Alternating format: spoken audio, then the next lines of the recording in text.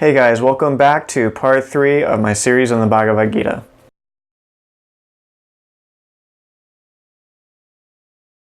In this episode, we'll be outlining chapters 7 through 9. So let's get into chapter 7 right away. Chapter 7 has a lot to do with Krishna talking about himself, right? Or at least that's the way, without any context, it would seem. In the Bhagavad Gita, you hear a lot about Krishna saying, you'll find me in yourself, you'll find me in all things. It's a very Christian way of viewing a God. You know, it's very reminiscent of, the Christian God saying, I am the Alpha, I am the Omega. In fact, Krishna says something very similar to that in this chapter, and we'll get into it. Before we start on that, I just want to really make it clear. Krishna, when he says, you'll find me in you, you'll find me in all things, really what he's referring to is sort of the Atman or the Brahman. He's identifying himself as that. And so when you seek, in this book, in the Bhagavad Gita, when you seek Krishna, you're seeking the Atman, you're seeking the Brahman. He sort of aligns himself as these figures. And so something that he says here really outlines what I'm talking about. I'll read this for you. There is nothing that exists separate from me, Arjuna. The entire universe is suspended from me as a necklace of jewels. Arjuna, I am the taste of pure water, the radiance of the sun and moon. I am the sacred word and the sound heard in the air, and the courage of human beings. I love that passage. That unity of all events, even the beauty of the moon, the courage of human beings. I think it's so cool to lump those things together. Thinking something like, all of those beautiful things that we see, they all stem from the same place internally. I love that. I love that in this book. And any really cool mystic reading, you'll find that great things are all lumped together in the same pool. And if you'll remember, in one of my previous videos, I was talking about guna very briefly. And it says a little bit more about the gunas here. The states of sattva, rajas, and tamas come from me, but I am not in them. And so let's get into what the gunas are. The gunas are sort of like 3 states of mind. Okay, so tamas, rajas, and sattva, okay, they're most easily comparable to like 3 states of matter, okay? So the way I like to think of them are, in my mind when I'm feeling fearful, when I'm feeling stuck and hard, fearful of change and kind of stuck in one place, right? That's tamas. And it's most comparable to the state of matter of being solid, right? Rajas. Rajas is sort of the passion, the laughter, the playfulness of mind. While maybe things aren't going your way and you're sort of like, about it, there's still a lightness to it. It's still, you're less resistant to change as tamas, right? And then sattva. Sattva is sort of the air, state of matter. And that is peaceful, relaxed, easygoing. Change does not bother you. And so Krishna, what he's saying in here is that, yes, those 3 things are I'm part of that, right? I make that up. But those, don't be deluded in thinking that that's, when you find sattva, when you find these 3 things, don't be deluded that those thoughts are me. You're not finding me in those. I am in those, but they're not me. You know what I mean? So I think it's a cool passage. It's a cool way to view emotions and your mental state. So anyway. And also here's a cool description of why people kind of seek. What are seekers and why do they do it? Krishna says, good people come to worship me for different reasons. Some come to the spiritual life because of suffering, some in order to understand life, some come through a desire to achieve life's purpose, and some who are men and women of wisdom. So, I feel like we can find that in so many people today. If you're watching this video, you probably have some interest in this sort of thing. You can lump yourself into more than one of those categories too. We seek spirituality and higher consciousness for whatever reason we do. And it's cool that even when this book was written, when it was all transcribed, those things were still true of people back then. And to finish off this chapter, Krishna keeps talking about virtues, seeking him above all other things. Don't be deluded by material possessions. Don't do bad things. Don't identify with thoughts. And so Krishna goes on to say that sort of thing, and that really concludes the chapter 7.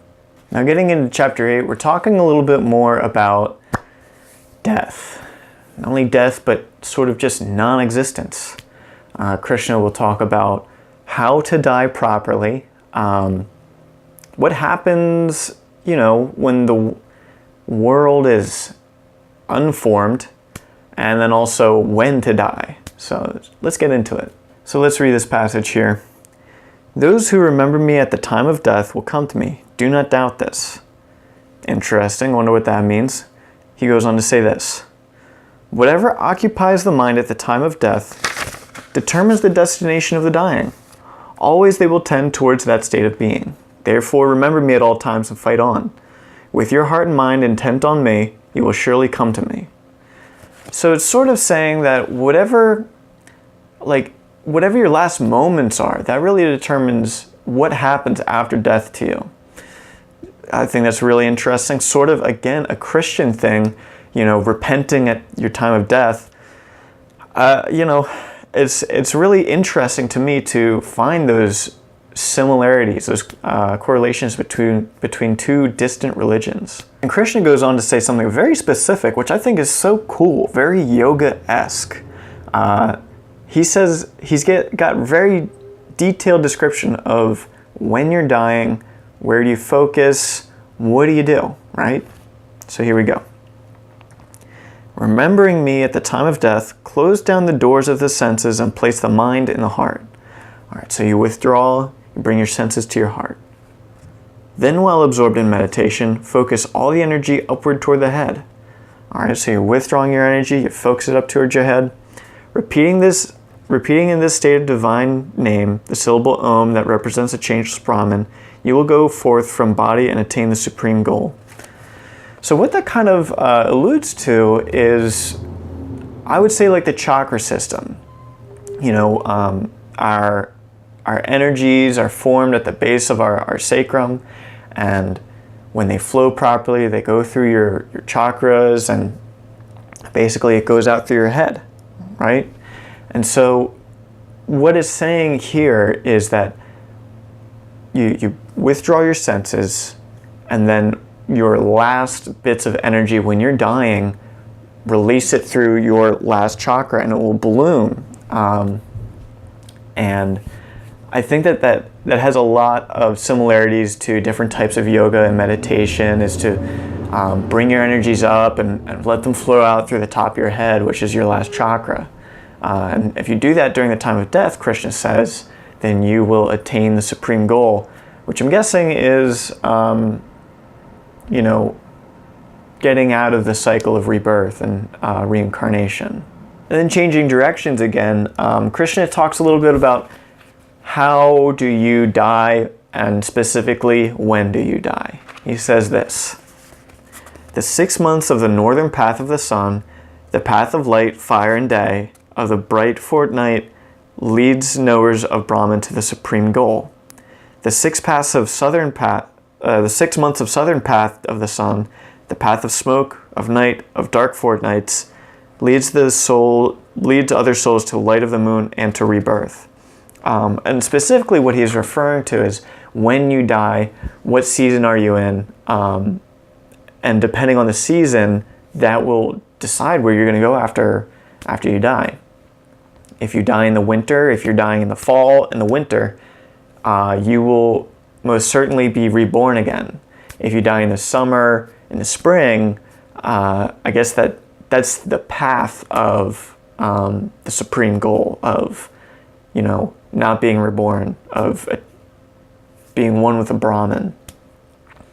So it is interesting to me that even despite all of what Krishna is saying, of what this whole religion is saying, there are things in nature that you can't control and that still decides your path. Maybe you've had a very nice life, you've decided to follow the path of nirvana or whatever, moksha. Maybe that's what you've decided you want to do and you've committed to it entirely. But you died in the winter, so you'll be reborn. I think it is so funny to me that there's these stipulations and clauses in rebirth that you can't control, but you're still, privy to them. So anyway, I think that's funny and doesn't make much sense to me, but whatever. And so that concludes chapter 8. And in chapter 9, Krishna is continuing to talk. He has a lot to say. He continues to talk about a secret, right? He's discussing with Arjuna the great secret of life. And he talks about what is it that is the highest path, what is the meaning of all this existence, and I'll get into it right now. So again, he's talking about the secrets here. And he says this: at the end of the eon, these creatures return to unmanifested manifested matter. At the beginning of the next cycle, I send them forth again. And it's talking about that expansion and retraction of existence. Again, so cool to me that this old-ass religion can really hit the mark on a scientific theory that's being developed today. That, again, the universe comes forth, and it is theorized even today that it will retract at one point, or at least that's one theory. So, yeah, Krishna's talking about that, and he says, that's me. I do that. And so I want you to think about all of what Krishna says here within that context of he's explaining to Arjuna the secrets of existence. This is the royal knowledge, the secret knowledge. It does not get passed on to everybody. He continues to say this: the immature do not look beyond physical appearances to see my true nature as the Lord of all creation. The knowledge of such deluded people is empty. Their lives are fraught with disaster and evil, and their work and hopes are all in vain. I think about when this was written 3,000 or whatever years ago, and I think these are people who are just kind of getting used to the whole agriculture thing. Cities are forming, governments are really taking their first form, and I believe, this is just speculation on my part, that this whole internal journey is just coming to the forefront of what people are talking about. Nowadays you see it on Facebook, you see it everywhere. Don't judge a book by its cover. We have old, sayings about it that we all know, and we're all like, all right, I've heard 1,000 times. This might be new knowledge to these people. This might be something that people are just discovering. These sages, these gurus are like, guys, I figured something out. Physical appearances don't really mean as much as what's underneath of it, right? Don't judge a book by its cover. Yeah, that's a good saying. And so they're revealing this to the masses as like, this is a good thing to do. Again, we take that for granted. Of course it's a good thing to do. We all know it. But maybe back then, when this was written, this was new stuff. This is the hot ticket. Good advice for people. Continuing on, Krishna talks a whole lot more about himself. He loves talking about, I am this, I am that, I am not this, I am not that. Explaining himself as the highest goal, the end, the beginning, everything. So he says this: I am the father and the mother of this universe, and its grandfather too. I am the entire support. I am the sum of all knowledge, the purifier, the syllable Om. I am the sacred scriptures, the Rig, the Yajur, and the Samavedas. I brought that up because it's got 4 really interesting concepts. three of which are kind of the same thing. He says, I am the syllable Om, right? And so that is the thing that connects us to reality, to the higher existence, to a divine presence, is Om. He says, I am that. And he also says that he is the Vedas, the Rig Veda, the other Vedas, I forget their names. So he's kind of claiming stake to even the older religions that preceded this text, and he'll talk about that a little bit further in the later chapters. And I don't want to take it for granted that you would know who this is, but a really cool scholar, Alan Watts, talks about something in one of his Dharma talks, which I think is so fascinating, and it actually, in this book, it alludes to that. Alan says, basically, whatever it is that you so desire will be given to you, right? So in your mind, you base your life and you have a deep desire of like, oh, I want to be a god, or I want to be a famous person, or I want to live this life or that life or whatever, it'll happen. You'll be reborn as that. And when you're done doing that, when you're done playing around, you can come back to Krishna. You can try the whole ending your rebirth thing, right? And so it says something similar to what Alan Watts says in the in the Bhagavad Gita. It says this: those who worship the devas will go to the realm of the devas. Those who worship the ancestors will be reunited with them after death. Those who worship phantoms will become phantoms, but my devotees will come to me. So yeah, like you can be reborn as whatever you want. Just, that's what you want to do it. It's fine. But when you're done all that, when you're done being reborn as, a god, when you're done being reborn as a chicken, whatever you want, eventually you'll get bored of all of this play, and you'll come back to Krishna, or the true self. And so in ending this chapter, Krishna will continue to talk about, put all of your devotion and faith in me. We've heard it before in the other chapters, single-pointed mind, all that sort of stuff. This is chapters 7 through 9. I think the things that I really liked about it are talking more again about old school science, what they really believed were the true scientific facts of the universe. Talking about the yugas and how long the world has been around, and construction and destruction of the universe, and how it comes in a cycle. I like that mirrors something that we believe in today in science. I also like getting more in depth about the gunas. There's 3 states of mind: the solid, liquid, and gas sort of states of mind. I like getting into those more specific things. And it really struck me, thinking about, if you die in the winter, you'll be reborn. If you die in the summer, that's really the prime time to die.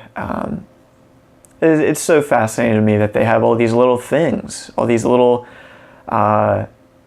stipulations and ways to die and live and things. So, this is, what the Bhagavad Gita really outlines is like a fully fledged religion. And, these are the ways you should act. This is how you should maintain your mind. This is how you should, see things. So very cool stuff. And that's the end of this part of the Bhagavad Gita, chapters 7 through 9. So thank you very much for watching. If you like what you see, like the video, if you like to subscribe, feel free to do that. And again, if you want me to check out some books, let me know in the comments. Thank you very much for watching, and have a good day.